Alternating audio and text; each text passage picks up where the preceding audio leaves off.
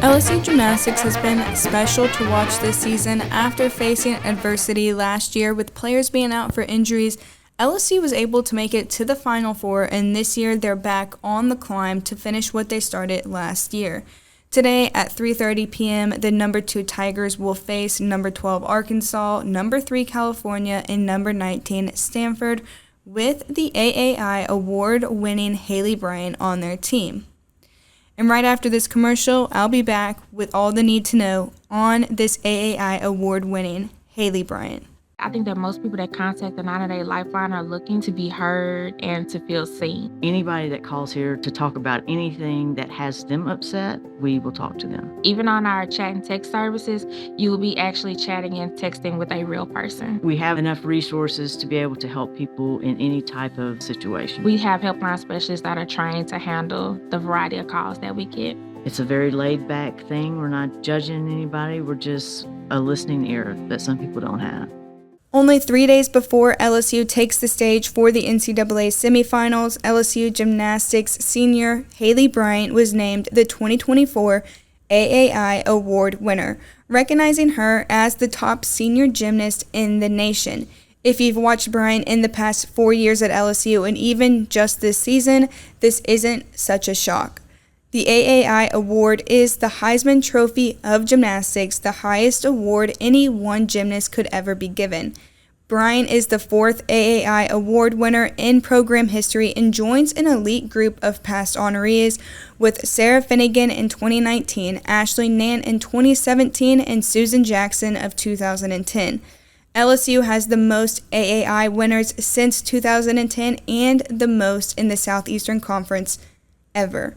Bryant enters the NCAA championships with 31 titles just this year, having won 9 on vault, 7 on bars, 2 on beam, 4 on floor, and 9 in the all-around to move her career total to 91, which is the 6th most in LSU history. Her current 33 career vault titles is the 2nd most in program history, while her 28 in the all-around is the most by any LSU gymnast in their career. To add on to the achievements Bryant has received this year, she was the first LSU gymnast to achieve a gym slam, which means she's received a perfect 10 on every event in her career. And even more impressively, she's earned a season slam, a perfect 10 on every event in a single season. She owns 8 perfect scores this season and 18 in her career, the most by any gymnast in LSU history and the 10th most in the NCAA. This is Camryn Conner, your host with Tiger Rag Audibles, and for today's episode, I'll be bringing on the voice of LSU Gymnastics, Mike Smith, with the news and sports director of the Louisiana Radio Network, Jeff Palermo, and the editor of Tiger Rag, Todd Horne, to give you all the need to know on all things going on with LSU Gymnastics as they prepare for the NCAA championship, starting, as I said, today at 3:30 p.m. The East Baton Rouge Library says this is the year to invest in you. The library brings value by connecting you to information, resources, materials, technology, and experiences. We make a positive difference in your life. All you need is your library card. Stop by one of our 14 locations, open 7 days a week, or find us online at ebrpl.com. This week is a big week. We've been waiting for this. This LSU gymnastics squad has been building momentum ever since their first meets in early January, and Mike Smith has been with them every step of the way. He is the voice of LSU Gymnastics, does an outstanding job as the public address announcer for LSU Gymnastics home meets and for the SEC championships. He joins us on the Max Home Hotline, over 50,000 Max happy homeowners and counting. And first of all, Mike, thanks for joining us. I know you're pumped up about this week. Should be a great week. First, let me get this. I think this just came down, right? Haleigh Bryant named the 2024 AAI Award winner, which is equivalent to the Heisman Trophy in gymnastics. Give me your thoughts on Haleigh winning that award. It's probably not a big surprise. You know, it's probably the worst kept secret in sports, to be right. quite honest. But quite frankly, I came on your air about a month ago, and we were previewing, the beginning of the stretch run for this team. And I said at that point that I felt like that Haleigh Bryant was one of the greatest female athletes to ever wear the purple and gold. And I'll be darned if yesterday I didn't tune in to the, to the ESPN socials where the different air talents were giving their opinions about the NCAA Gymnastics Championship coming up this week. And John Roethlisberger, the lead announcer now for NCAA Gymnastics on ESPN, said that Haleigh Bryant is one of the greatest athletes in any sport that he has ever seen. And so that award is very well deserved. It's right up there with, to put it in perspective for your listeners, it's right up there with Joe Burrow, winning the Heisman Trophy. And so there's definitely an equivalence there, and she joins an elite, just an elite number of athletes, not only in the Southeastern Conference, but certainly the LSU. Well, you kind of left Jaden Daniels out of that Heisman equation there, Mike, but I mean, I know Joe Burrow is extremely but Burrow is more of a runaway winner than Jaden Daniels. I guess that's maybe more of your equivalent, right? That's right. That's kind of what I was thinking in terms of, unanimous, landslide choice, just an amazing student athlete all around, and could not be prouder for her and for her parents, and they're just an amazing group of people, just an amazing family. Well, before we start talking about the semifinals coming up on the 18th and Haleigh's role in that, do you think she could really pitch for Jay Johnson? They need a third starter really bad. Well, I wouldn't want to sign her up for that, but I'll tell you what, I would sign her up to play center field for Beth Torina. I'd love to see her do some track and field. Yeah. I think her 10-meter platform would be stunning. I think that she hits the golf ball over 200 yards off the tee. So she's just an amazing athlete and human being. I just couldn't be happier for her. I'm glad we got to break that news to some degree. Yep. All right, let's talk about the semifinals. Correct, Mike, you follow this way more closely than I do, but the LSU's in the first session of the day. There's 4 teams in each session. Arkansas, Cal, and Stanford are in LSU session or semifinal round 1, and then semifinal 2. It's Alabama, Florida, Oklahoma, and Utah. The top 2 teams from each session advance to the national championship on Saturday. It seems to me LSU's got the easier semifinal bracket. On paper, that's right. But it all matters who shows up, and obviously being a subjective sport, the judging panel in the afternoon is going to judge things a bit differently than they will at night.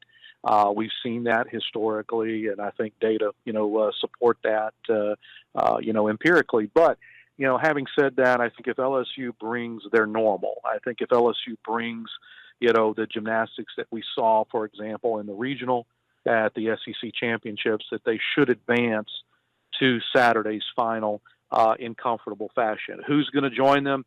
I think there's a group out there that really feels like Arkansas, is surging right now. But I think Cal has been really tough to beat this year and has really improved, as time has gone on. So, and then that night session, as you tee up, is really anybody's guess. Right.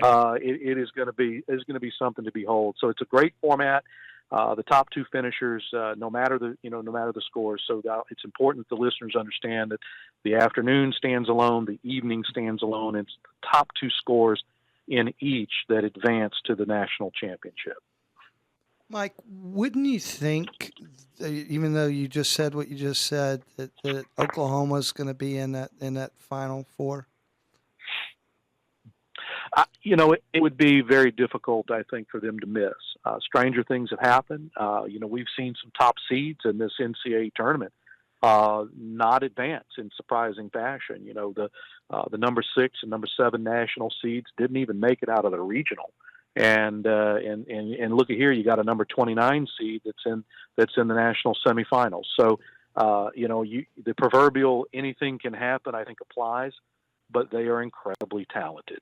And I think we would expect, to see Oklahoma in that championship. And, listen, if they run the table like South Carolina basketball, if they run the table this year, then hats off to them, because they've been terrific. But look, I really think this LSU team has got something for them. I think we saw a glimpse of that in the first meet of the year in Utah back in early January, and second meet of the year, I guess it was, first road meet. And that was something to behold and a bit of a harbinger of things to come. Yeah, if it wasn't for a shaky balance beam routine, maybe LSU beats them that night. I think so. And again, there's been a lot of maturity. There have been some lineup changes on both teams.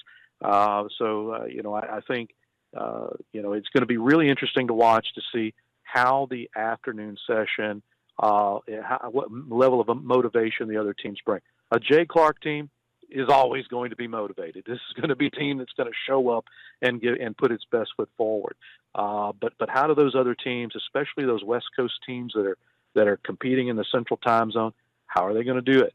And then the evening session, who's going to give Oklahoma the run without overreaching and trying too hard, which of course we know from watching the sport for so many years can be equally as dangerous.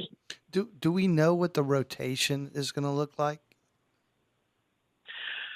We do. You caught me on that one. I believe LSU, if memory serves, is the number 2 seed. I believe LSU is going to have that Olympic order in the semifinal as the number 2 national seed, and ostensibly the number 1 seed in the afternoon session. So that's what I believe off the top of my head. Yeah. I know the LSU social channels are going to have the all over that here in the next couple of days.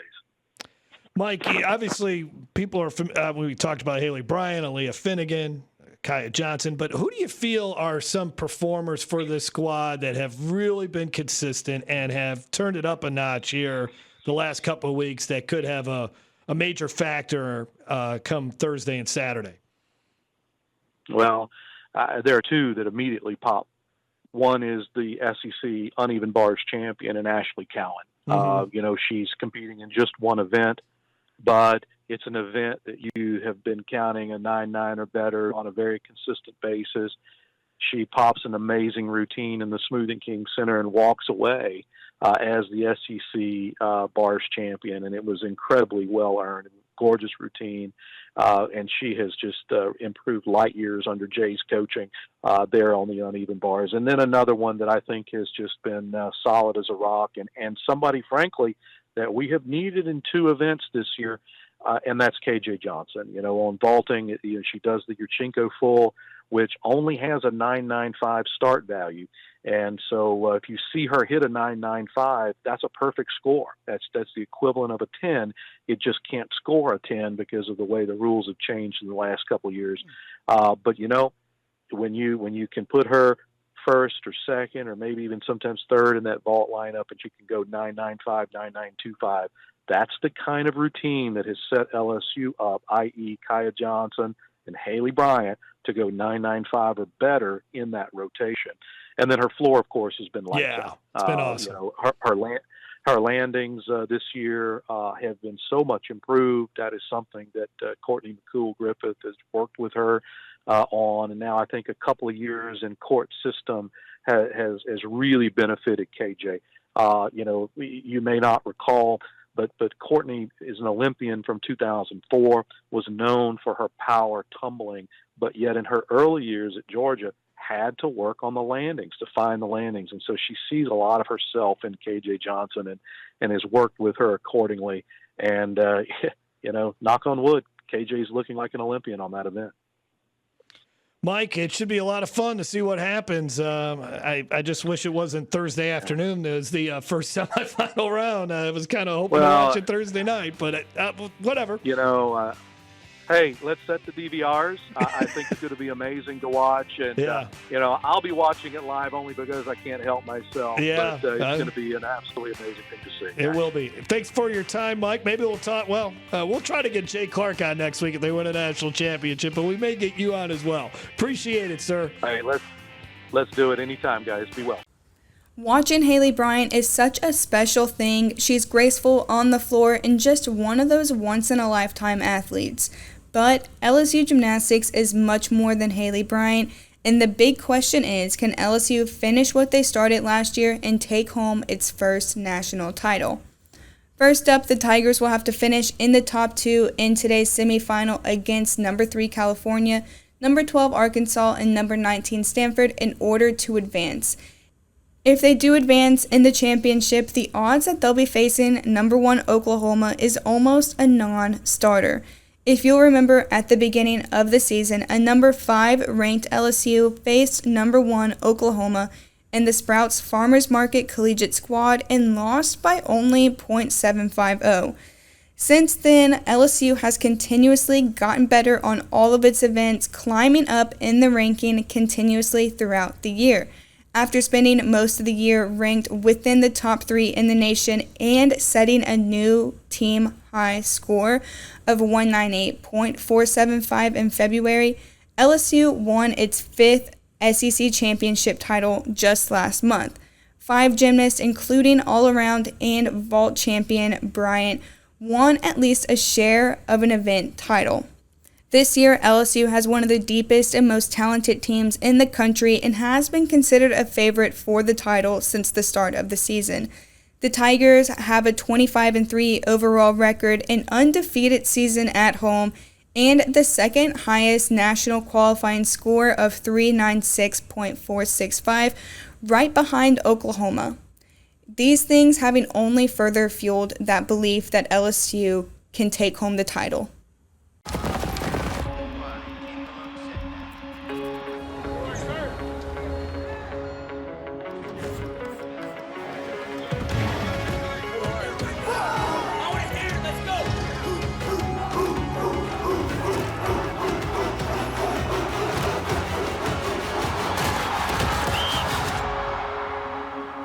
It's your time to move things forward. U.S. Army Reserve.